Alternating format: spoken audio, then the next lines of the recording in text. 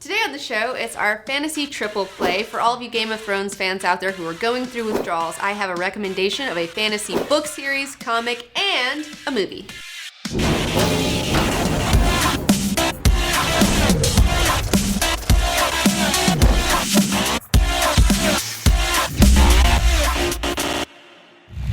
So let me give you a rundown of today's topics. For my movie recommendation, I'm going to be giving my review of How to Train Your Dragon 2.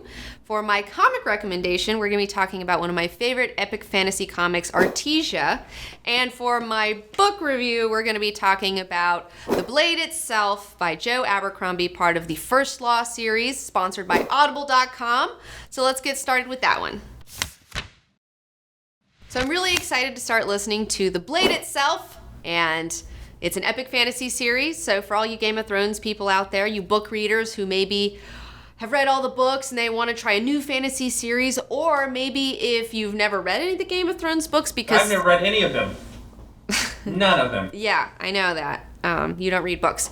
And that's okay if you want to try to get started, because I know that the Game of Thrones books are like super dense. They're like super dense, okay? This might be a better starter because the Game of Thrones books are a little intimidating. Plus the book series isn't finished yet. This one, you got 1, 2, 3, bam, already done, ready to go. You're not gonna be left hanging. You don't have to worry about the author dying before it's finished. There's a lot of pluses to this series I'm really excited about. But just like Game of Thrones, it also has morally ambiguous characters, and you have this medieval setting where you have like this warring culture, and there's magic, and there's a lot of stuff going on. It's very character driven. It's a very character driven deal. So I'm really excited about starting to listen to it. All right, maybe. Well, if you maybe kind of sort of want to try it, you want to listen to it, and you're a new member to Audible, you can go to audible.com/comicbookgirl and download it for free. It's like no risk. And once you become a member, if you don't like it, you can exchange it, no questions asked. You also earn 1 free book credit a month for your subscription, so you can end up getting more free books later. So, I don't know what your problem is, robot. So next up, for my main topic today, we're going to be talking about one of my favorite comics, Artesia. I hand-picked this one for Game of Thrones fans. If you are a fan of that series, you should totally like Artesia. Like, it's got a lot of the same stuff going on. It's totally rad. Just trust me. You might be wondering, why aren't you talking about Game of Thrones comics? Well, that's because... Why aren't you talking about Game of Thrones comics? The thing is, George R.R. Martin is just packs those books with crazy descriptions, okay? He's describing everything, and he's just so vivid in that these comics just they don't hold up to that. Like, the book descriptions are just far more intense than even the comic book illustrations. But if you want to read those comics, you can totally read those comics. It's totally fine. I'm sure you'll have a great time. But I feel like Artesia is really worth your time. Like, super worth your time. Okay, why? What happens? What's it about? Well, just like Game of Thrones, this comic book is just filled with this complex world history and mythology. It's got betrayal and war and feudal politics and intrigue and sex and magic and all this sort of crazy stuff, just like Game of Thrones. Ooh. Yeah, it's got it all. It's for mature readers. It's not for kiddies out there. Ooh, I'm mature. It's got some mature scenes. Like what? What happens? Well, there's a little bit of, sacred ritual orgies going on a little bit. I don't know. I mean, the main character, she... Wait, what's that mean? What's that? Well... What's an orgy? Maybe when you're older, robot. I don't have time to talk about that with you What's right an now. orgy? Don't... Orgy! Shh. Don't go around saying that, okay? You can't yell that out. Does it have boobies? It does have boobies. It has lots of boobies. Butts. There's some male frontal nudity as well. No, I don't want any of that now. Oh, gosh. Can't see that. You can't have one without the other. I mean, it takes two, And this comic is centered around a woman named Artesia. This is her right here. She's kind of like a pagan Joan of Arc. Like, she's a a concubine to a Highland king who ends up becoming the captain of his army, but she's also a magician and a priestess. She has an enchanted sword. She binds ghosts. She has prophetic like visions and sees like controls these like feminine war spirits and is just generally a badass all around. Like for example, in this one scene, she's betrayed when these like 2 assassins are like put into her company and they're there, you know, obviously to kill her, but she knows that because she ain't stupid. So what she does is that she beds them, but then while like she's doing that, she's also like bewitching them and all this stuff and finds out their purpose, and then they're like magically asleep and they won't wake up. So in the morning, she has her like feminine war spirits like put on all of her armor, and then she wakes them up, and then she just like impales these 2 naked dudes and is just like, yeah, right, you're not gonna assassinate me. It's like, oh man, she's just such a treat. And because Artesia is the leader of this army, it shows all this really cool like feudal military strategy and all these different like political intrigue things going on, these power struggles between these different like warring kingdoms, things like that. And as I said, there's like magic and these gods and goddesses, and then you know, you have like this patriarchal sun court, and then they have, you know, the Highland people had like worship the goddess, you know. Like I said, it's a very, very rich and complex world, just like Game of Thrones. But there's like a lot of stuff. You're just dumped in the middle of this world and you're just like, wow, there is just so much going on around me. And it can be a little overwhelming at times, again, just like Game of Thrones, but it's totally worth it. If you're looking for a really complex story, this is it. Like if you want a complex fictional universe to dip your little toesies in until Game of Thrones comes back next season, I highly recommend it. And just like most epic fantasy series, you get these nice glossaries in the back where they talk about all the different gods and goddesses. You have all these different like myths going on, so you can have a better understanding of what the characters are talking about. You have a bunch of like history lessons in the back. You have a map of the world. Also, you have a lot better stuff, history timelines in the Artesia Annual, where they really go over a lot of like more map stuff and just tells you like everything that's gone on, from like the Worm King to the Islix and the Great Empire. It's like, it's a whole thing, okay? There's a lot to learn here. It's very meaty, it's very juicy, something to sink your teeth into. Well, if it was that cool and detailed, wouldn't it have already been a movie by now or a TV show?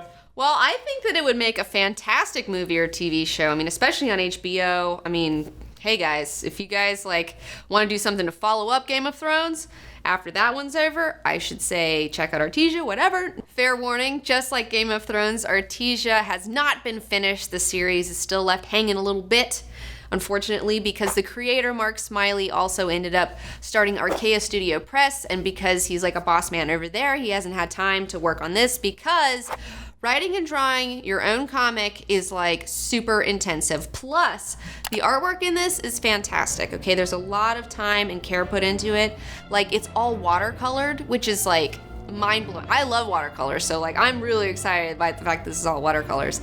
And he just has these like crazy tableaus of like these medieval like armies clashing in a field. It's like, you know, it took that guy like a week to fucking draw that like one splash page, you know? I mean, it's just so, and there's just like so much armor. Oh my gosh, it's like, it's beautiful, it's beautiful. But as I said, because of that, it takes a little bit of time. He's saying that he'll hopefully get back to it. And Mark Smiley has also written a novel called The Barrow, which is kind of like a prequel to the Artesia situation. Like it takes place in that same universe, and one of the main characters is her brother. So she kind of makes a small appearance in the book. So I'm interested in checking that one out. I haven't checked that one out, so.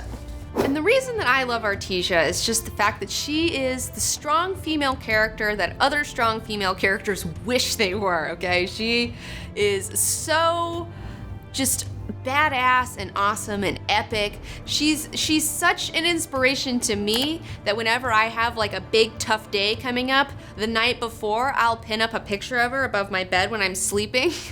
So hopefully I can get by osmosis a little bit of that Artesia energy going on for myself, because she just kicks so much ass and just takes names. And I love the fact that she goes around and she just like leads an army into victory after victory. She takes kingdoms, she takes lovers, she likes to fight, she likes to fuck. Like, she just does it all. She does it all. And the fact that she's just this warrior witch priestess queen is just something that really appeals. That's the thing, that's like with my name on it. Like somebody made this character with like me in mind apparently, because it's just like, that's awesome. Who would win in a fight? Artesia or Predator?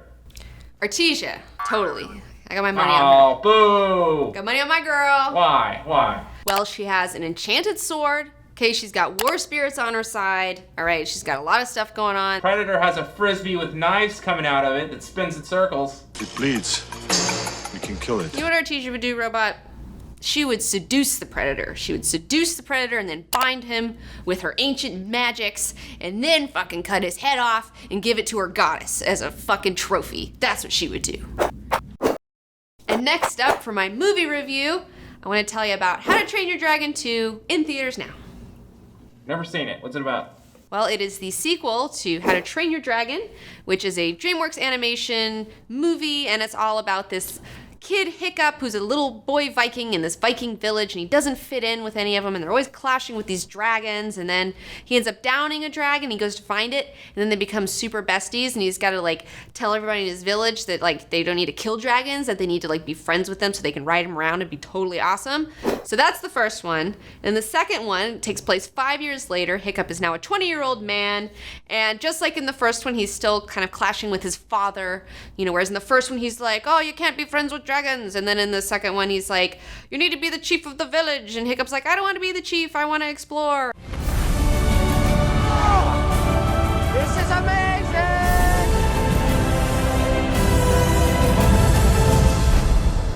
He also meets a mysterious stranger from his past and also has to deal with this crazy blood fist dude who's been enslaving all the dragons and building a dragon army, so they gotta stop that guy because he's totally nuts.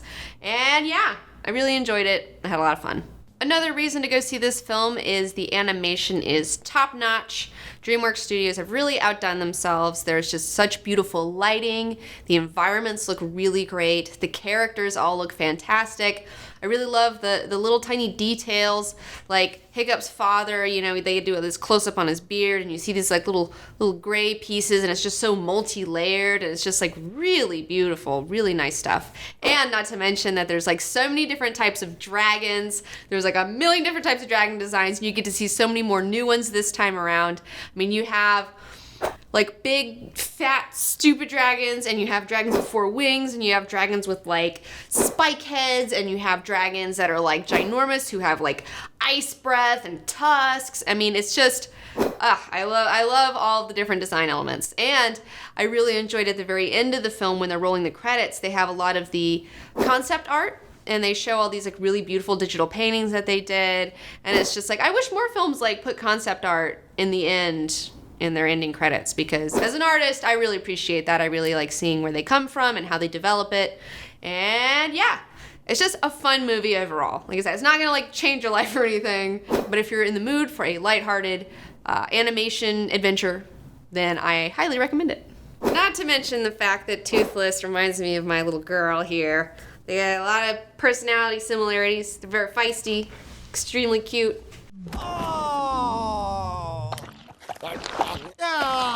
You know that doesn't wash out. So that's it for today. I hope you find an awesome fantasy recommendation for those of you going through Game of Thrones withdrawals, or just if you want to get into fantasy in general. And if you like any of these recommendations, feel free to comment below. Let us know how you feel about it. No, you don't read the comments. Well, sometimes I do, and then I usually get sad, so then I stop reading them for a while. But then I come back for another helping. You're addicted. It's a vicious cycle. It's a vicious cycle. You have the insanity. I do. And in the meantime, feel free to subscribe to my channel, like this video, and follow me on Facebook, Twitter, and Instagram for all your Comic Book Girl Named T news and updates. But if you are interested in getting started with Artesia, there is Artesia Book 1. Now, unfortunately, this one's a little bit more pricey on Amazon. It needs like another printing, and hopefully it'll get one pretty soon.